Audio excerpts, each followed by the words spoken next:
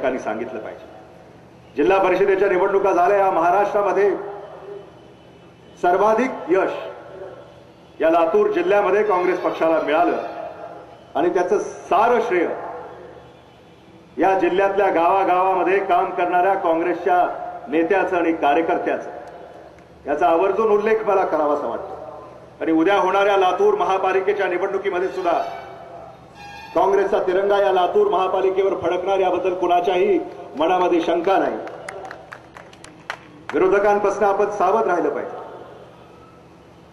Bharatiya Janata party, Shiv Sena यांना 70 उमेदवारही मिळाले नाहीत। राष्ट्रवादी काँग्रेस पार्टी, मनसे यांनाही 70 उमेदवार मिळाले नाहीत, याचाही विचार झाला पाहिजे।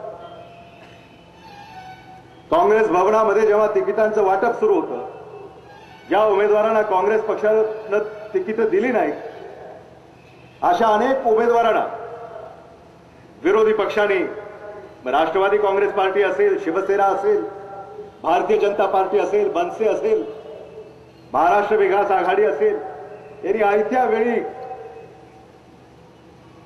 काँग्रेसकडे ज्यांनी मागणी केली होती आणि ज्यांना काँग्रेसनं उमेदवारी दिली नाही किंवा देऊ शकले नाही, अशांना त्यांनी आयत्या वेळी आपल्या पार्टीचं तिकीट दिलं।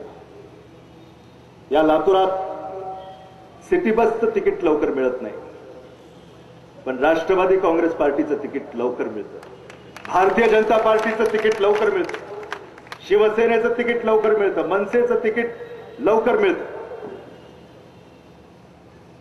या विरोधकांना आपण धडा शिकवला पाहिजे। यांच्याकडे आपल्यासाठी कुठलेही मुद्दे नाही, कार्यक्रम नाही। लातूर महानगरपालिकेच्या निवडणुकीमध्ये यांना काय साध्य करायचं आहे, मला आपल्याला एकच प्रश्न विचारायचा की लातूरनं उस्मानाबादचं काय बिघडवलं? लातूरनं उस्मानाबादचं काय बिघडवलं?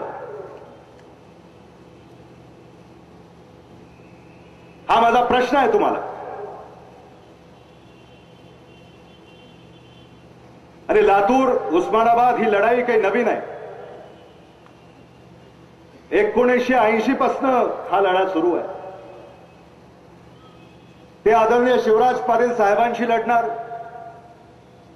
ते आदरणीय विलासरावजी देशमुख साहेब यांच्याशी लढणार, ते आदरणीय दिलीपरावजी देशमुख साहेब यांच्याशी लढणार, ते आता मलाही सोडत नाही।